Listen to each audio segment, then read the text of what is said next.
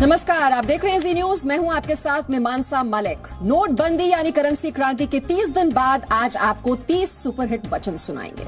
500 और 1000 के note ban का फैसला लेने के बाद 8 नवंबर से लेकर 8 दिसंबर तक किस तरह सरकार ने अपनी बात लोगों तक पहुंचाई, ये देखिए। बॉलीवुड की मसाला फिल्मों की तरह इन डायलॉग्स में एक्शन, इमोशन, धमकी और धमाके की भरपूर डोज है। आज मध्यरात्रि यानी 8 नवंबर 2016 की रात्रि को 12 बजे से वर्तमान में जारी 500 रुपये और 1000 रुपये के करेंसी नोट लीगल टेंडर नहीं रहेंगे। ये मुद्राएं कानूनन अमान्य होगी। तो मैं आज फिर से यहां ऐलान करना चाहूंगा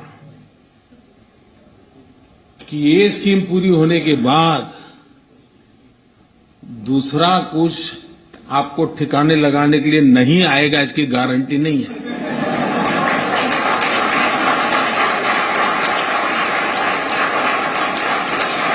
आ जाइए, नहीं आना है तो आप जानो, आपका नसीब जाने, और आपका नसीब नहीं, आपके बेटों का नसीब की चिंता करो। पॉलिटिकल काम नहीं था। मैं धीरे धीरे धीरे देश की आर्थिक तबीयत सुधारने के लिए अलग अलग दवाइयां दे रहा था,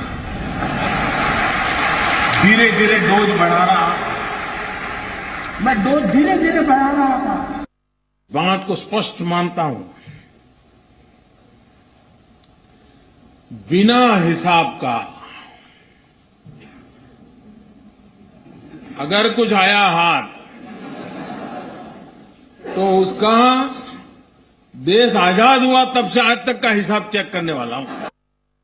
मेरे देशवासियों, मैंने घर, परिवार,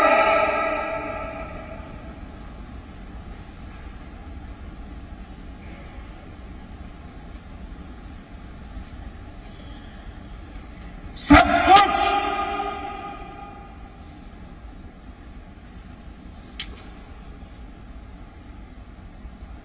देश के लिए छोड़ा है।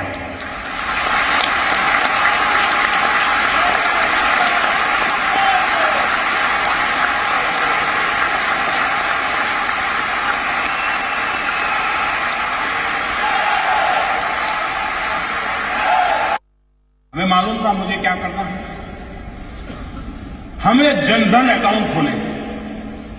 जब मैं स्कीम लेके आया था तो मेरी कैसी मजाक हुई थी पार्लियामेंट में, भाषण कैसे हुई, आपको याद होगा।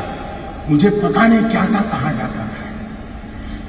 उनको लग रहा था कि मोदी के बाल नोचलेंगे तो मोदी डर जाएगा, अरे मोदी को जिंदा जला दोगे तो भी मोदी डरता है।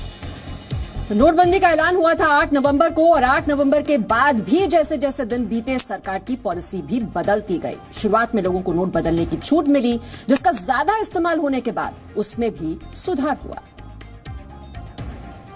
जितने लोगों को नए लाना पड़ेगा ला करके भी इस काम में लगाऊंगा। हाँ, ईमानदारी का है, उसका जय जयकार, उसको कोई प्रॉब्लम नहीं हमारे यहां। लेकिन इस प्रकार से किसी ने जमा किया और वो सोचता होगा कि आज बैंक में रख दूंगा फिर देख लूंगा, कोई बचने वाला नहीं है। मैं देख रहा हूं पिछले 4 दिन से हजारों लोग पैसों के लिए कतार खड़ा के गए हैं, लेकिन हर एक के मुंह से एक ही आवाज आ रही है कि ठीक है, मुसीबत हो रही है, तकलीफ हो रही है, पैर दुख रहे हैं, लेकिन देश का भला हो। मैं आज देश के उन करोड़ों लोगों के सामने सर झुकाता हूं। लोग मुंह में उंगली डाल डाल करके पूछवाते थे, मोदी को कुछ बोलो, कुछ मोदी के खिलाफ बोलो, ऐसा भी चल रहा था। लेकिन मैं देश के लोगों को 100 सलाम करता हूं। कोई 4 घंटे लाइन में खड़ा रहा, कोई 6 घंटे खड़ा रहा, लेकिन तकलीफ झेली, लेकिन देश के हित में। जिनको पता हो ये ये सारा देख करके समझ नहीं आता था कि मोदी क्या करेगा आगे। लेकिन अगर आप अपनी दुनिया में इतने मस्त थे कि और पॉलिटिकल पार्टी की तरह ये भी आकर के चला जाएगा, मैं भाइयों बहनों कुर्सी के लिए पा डालेंगे। 10 महीने से काम पे लगा रहा, एक छोटी विश्वस्त टोली बनाई, क्योंकि इतनी नई नोटें छापना, नोटें पहुंचाना बड़ा कठिन, चीजें छिपाना बड़ा सीक्रेट रखना, वरना ये लोग ऐसे होते साहब, पता चल जाए तो साहब अपना कर लेंगे। 70 साल का उनका मैं लूट रहा हूं, मुझे जिंदा नहीं छोड़ेंगे, मुझे बर्बाद करके रहेंगे, उनको जो करना है करें। 50 दिन मेरी मदद करें, देश 50 दिन मेरी मदद करें। गंगा नदी में बहते नोट और विपक्ष की राजनीति पर भी पीएम मोदी ने सीधा जवाब दिया। देश में हुई रैली से लेकर जापान यात्रा के दौरान भी मोदी ने काले धन पर डायरेक्ट धमकी दी। जब आपकी सरकार थी तब आपने भी एक बार चमन्नी बंद कर दी थी। वो चमन्नी बंद कर दी थी तब कौन सा कानून था, जरा मुझे बताओ। किसको पूछा था? ये ठीक है कि आप चमन्नी से आगे चल नहीं पाते, आपने अपने बराबरी का काम किया, हमने हमारी बराबरी का काम किया। कैसे कैसे लोग 2G स्कैम, कोयला स्कैम, अरबों खरबों, मालूम है ना साहब, मालूम है ना। आज 4000 रुपया बदलने के लिए लाइन में खड़े रहना पड़ता है जी। और जो लोग मुझे जानते हैं वो कुछ समझदार भी है, तो उनको लगता है यार बैंक में जाने के बजाय गंगा जी में जाना अच्छा है। पैसे मिले या न मिले, पुण्य तो मिल जाएगा। देश के करोड़ों लोग सुख चैन की नींद सो गए।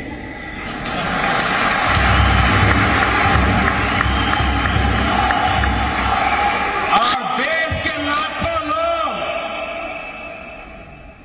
नींद के लिए गोलियां खरीदने जा रहे हैं, गोलियां नहीं मिल रही। ये आतंकवाद को पैसा कौन देता है? ये नक्सलवाद के पास रुपये कहां से आते हैं? ये उग्रवाद के पास पैसे कहां से आते हैं?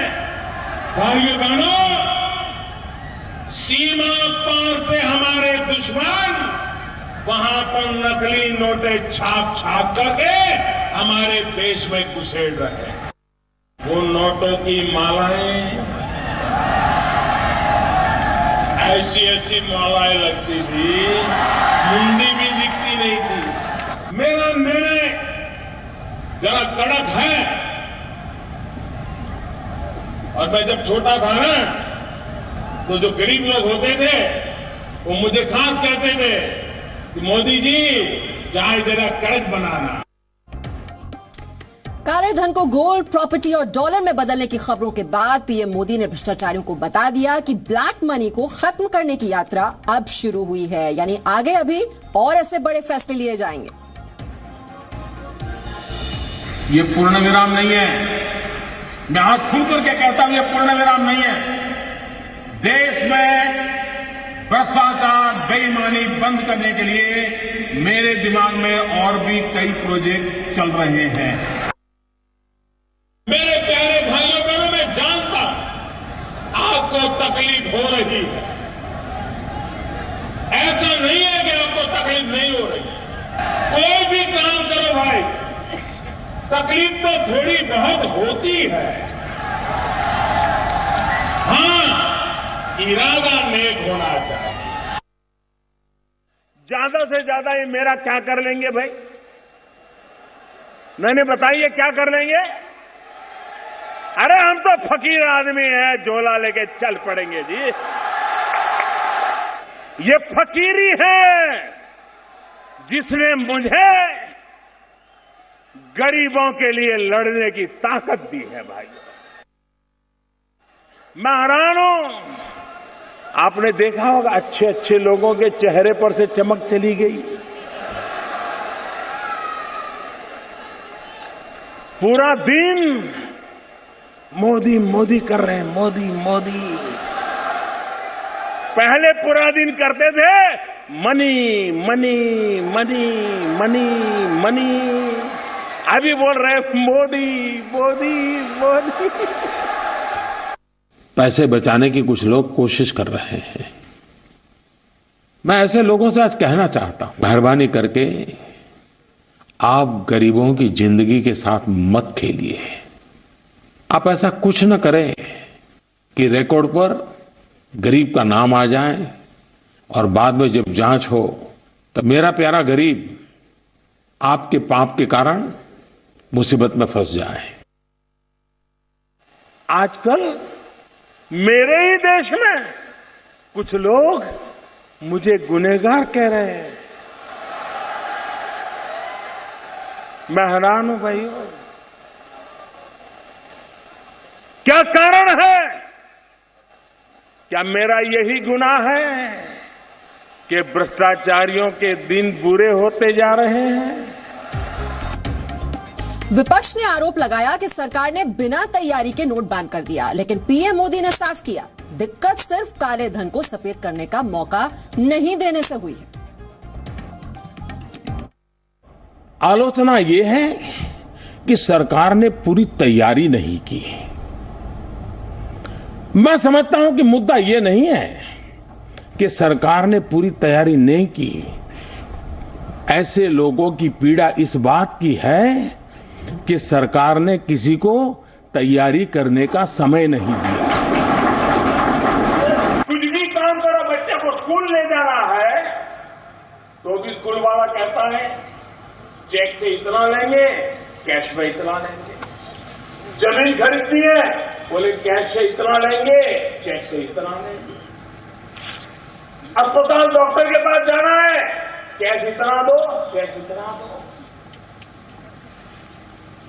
ये काला कारोबार देश को दीमक की तरह खाता चला जाता है। कैशलेस सोसाइटी बनाने में आप बहुत बड़ा योगदान दे सकते हैं। आप अपने व्यापार को बढ़ाने में मोबाइल फोन पर पूरा बैंकिंग व्यवस्था खड़ी कर सकते हैं। और आज नोटों के सिवाय अनेक रास्ते हैं जिससे हम कारोबार चला सकते हैं। आजकल तो आपका मोबाइल फोन भी ई बटुए का काम करता है। हर किसी को उसके पैसों का हक है, हर किसी को उसके पैसे उपयोग करने का हक है, कोई रोकता नहीं है। लेकिन जरूरी नहीं कि हर बार नोट हाथ में हो तभी उपयोग हो। आज व्यवस्थाएं बहुत उपलब्ध है। आप अपने मोबाइल फोन से भी अपने सारे रुपये जहां खर्च कर रहे हो वो कर सकते हो। एक तरफ हम सब भ्रष्टाचार के सारे रास्ते बंद करने में लगे हैं, काले धन के सारे रास्ते बंद करने में लगे हैं, और दूसरी तरफ भारत बंद करने में लगे हैं। आप मुझे बताइए, भ्रष्टाचार का रास्ता बंद होना चाहिए कि भारत बंद होना चाहिए? पूरी ताकत से बताइए। जब सर्वे होता है कि भ्रष्टाचार की कतार में बहुत अग्रिम पंक्ति में भारत का नाम नजर आता है, भारत को नीचा देखना पड़ता है। हमने गर्व से माथा ऊंचा करना है और इसलिए फैसले लेने होते हैं और फैसलों का अनुपालन करके सिद्धियां भी प्राप्त करनी होती है। प्रधानमंत्री मोदी का यह भी कहना है कि दिक्कत तो कुछ दिन की है, उसके बाद आगे फायदा ही फायदा है।